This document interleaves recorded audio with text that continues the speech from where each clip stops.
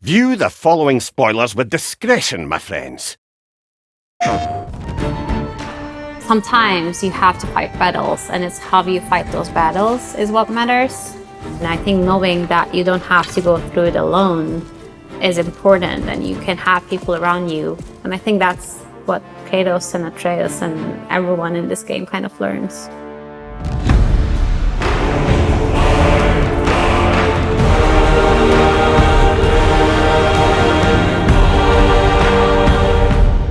My name is Göksu. I am the AI lead and the narrative tech design co-lead on God of War Ragnarok.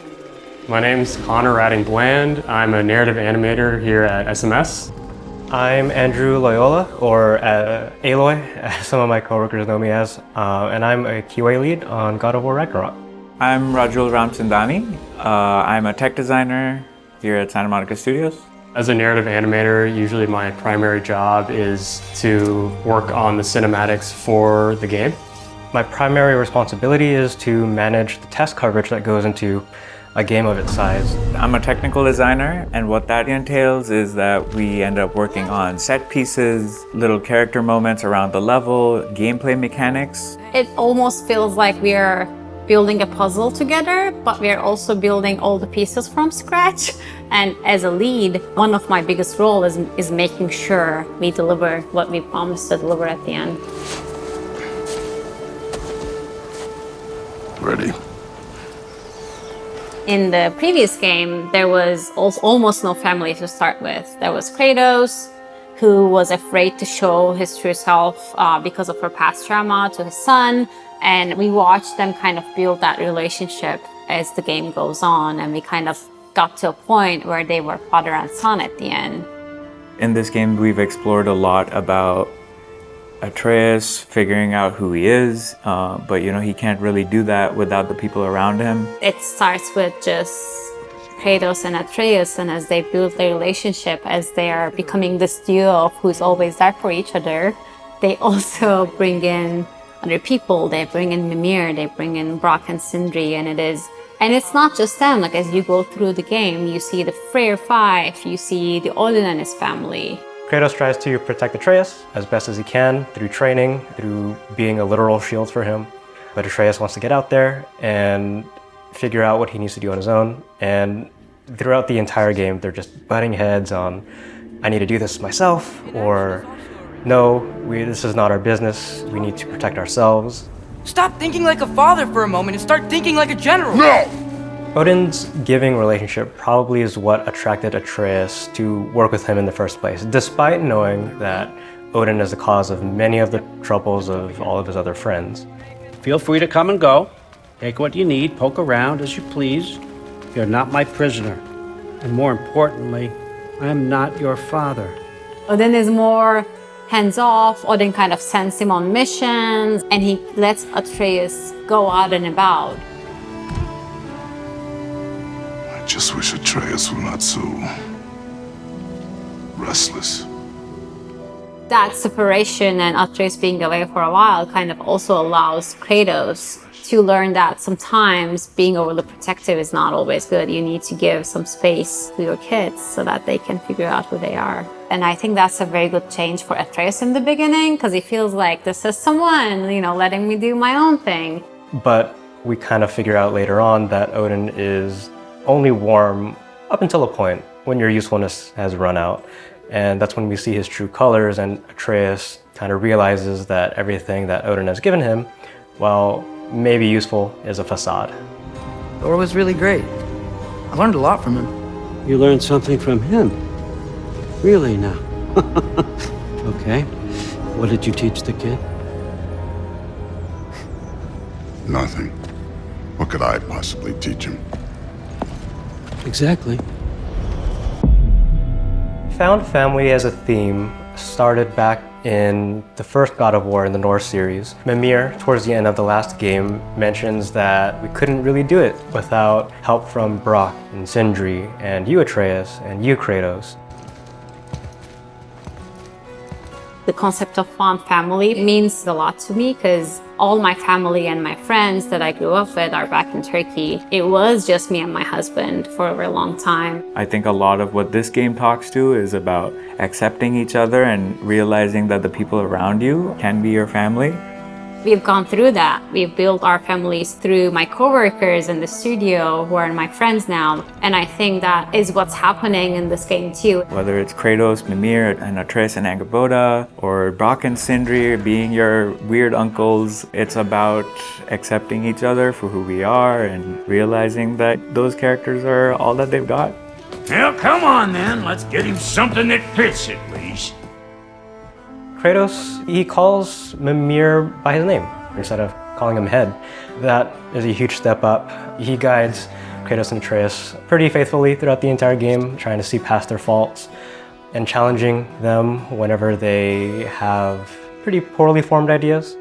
Kratos welcomes a lot of the help that Sindri and Brock offer without too much challenge. There's that found family and the growth of trust that we see throughout the entire game, a lot more than we did on the first God of War in the Norse series. Well, don't go getting too cheery about it. But with how Atreus' relationship is with Kratos in the beginning of the game and kind of how it develops in the first half, you start to notice that Atreus and Sindri become close. As Atreus kind of separates from his father, Sindri almost sort of becomes this other different father figure that's giving him advice and helping him out in a way that maybe Kratos would not do. As Atreus and Sindri form a strong bond, Kratos and Brock actually get to build a bond together. I find that pairing interesting because I think you get to learn a lot about Brock.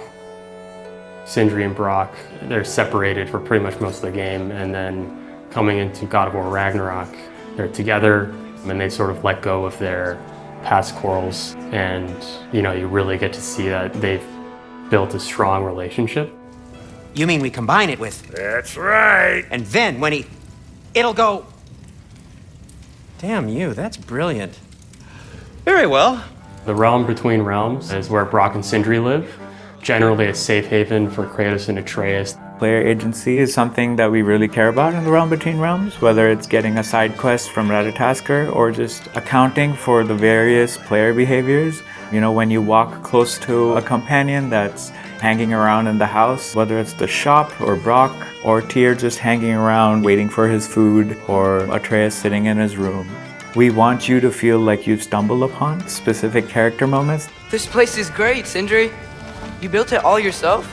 You know it. Showing their personality as much as possible in these spaces to the player. So the animation teams kind of have to make sure that what they do is very much in character, breaking everything down and thinking in very much detail and making sure we have the tech to do so. Being locked up for so long, you forget how much joy lives in the little things. Another relationship that I think is interesting is the relationship between Kratos and Freya. Last game, you see them build this relationship and you even see Atreus look up to her as almost a mom. Now, beginning of this game, you have a very angry Freya chasing you. But through the course of the game, you kind of see them work through that and mend broken relationships and kind of come back stronger. I do not regret saving your life, and never will. But the choice between life and death should have been yours to make. I should not have robbed you of that choice.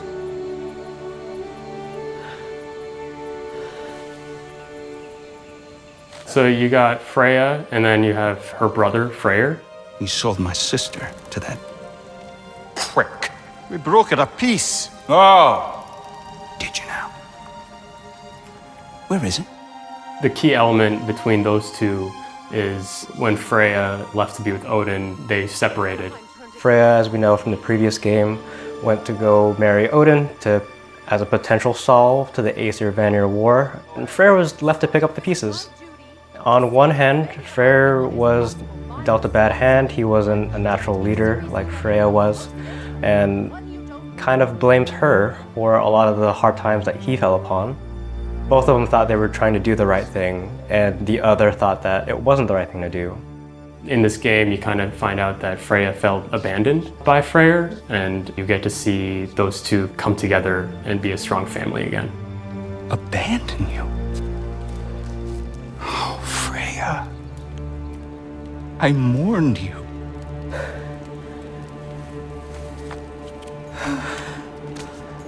Oh, I've missed you so much.